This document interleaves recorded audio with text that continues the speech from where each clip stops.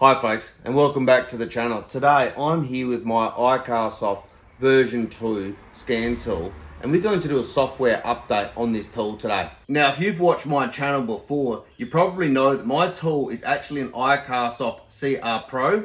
Now what that means is it actually has all of the individual tools functionalities, so the Mercedes version 2, the Audi version 2, the Mazda version 2, every manufacturer's version 2 are incorporated in this unit. Now I really like that because on the channel I've got the Audi, the Mazda and the Mercedes, so I can diagnose all of the specialist functionality with this tool. So to do the software upgrade, you are going to need a Windows computer. As you can see, I've got a Windows 11 computer here, but you can use a Windows 10 or a Windows 11. Then you're going to want to open up your favorite browser. I'm just going to open up Microsoft Edge. And you can see I have navigated to the iCarsoft.com web page. And then what you're going to want to do is to click support and updates. Now importantly, what we're going to want to do is we need to actually select the right device, because unfortunately the iCarsoft update software is actually different for different models. So ours, as I said, is an iCarsoft version 2. So mine's actually an iCarsoft CR Pro. But, you know, under the version 2, you've got all the individual manufacturers. So you can just scroll down this list here and you can see all the different versions here, the version 1s, the version 2s, the version 3s, and then down the bottom where we get to the professional multi-brand. Whilst they're professional, they really are a DIY entry level. And I've got the CR Pro. And then we are going to come down. There's a little video here, but it's pretty... not overly explanatory is the best way to put it. And we're going to download our actual software for the actual iCarsoft. So now that we've got that there, we can open that file and we can actually install the iCar software onto this computer. And we're going to say run anyway because we trust it. Do you want to allow this app to make changes? Yes, we do.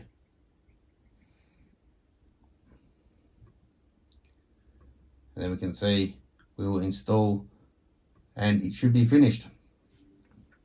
Now if we look to our desktop, we can see we've actually got the link to start the executable. But the first thing we're going to do is to actually plug in our iCarsoft using the supplied USB cable to the computer.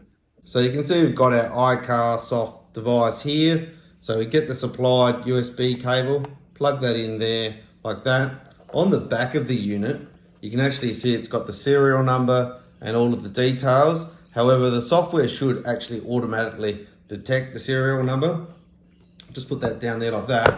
And then we plug that into our computer.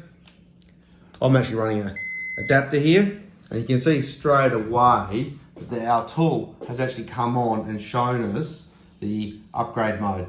So you can see straight away that it's actually opened the USB portion of the iCarsoft device. But what we're going to do now is we're actually going to run our software. So we've got English and we can actually see, as I said, it's picked up our serial number of our device straight away, which is awesome. So we don't have to type that in manually and we can just hit the upgrade. Now, if you haven't entered an email address, you can enter an email address in here. So I'll do that now. And then you can see it's initializing download interface.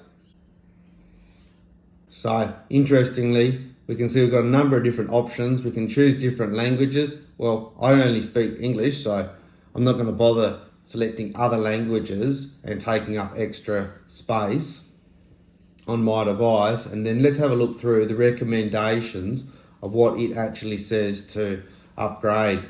So you can see obviously when there's no difference in the version, it hasn't ticked it off. So we've got the core system has been incremented along. We can see the Benz is clearly later version, the BMW, the Citroen, etc. Let's have a look at some of the other ones that I use. So we've got the Jag there, the Mazda's newer, which is fantastic.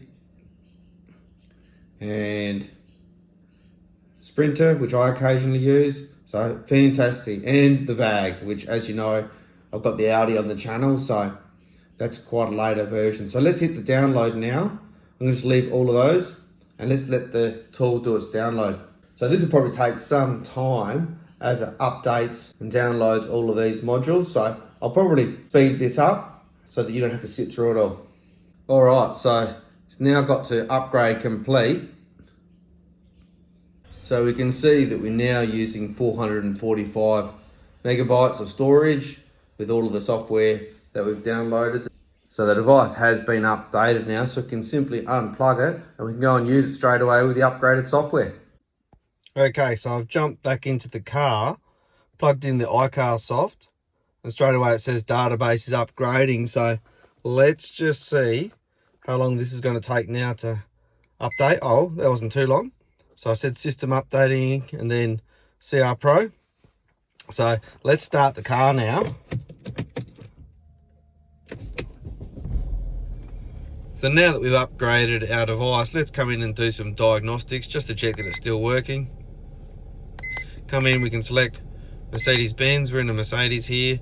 So now we've got two versions of the Mercedes software. Got the 12.6 and the 11.7. So let's select the later one. And then we can come down, select our vehicle as before.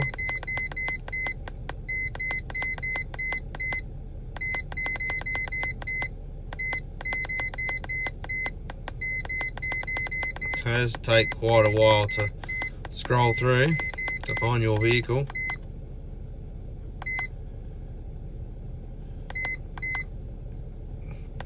And then we can come in and we can have a look at different modules.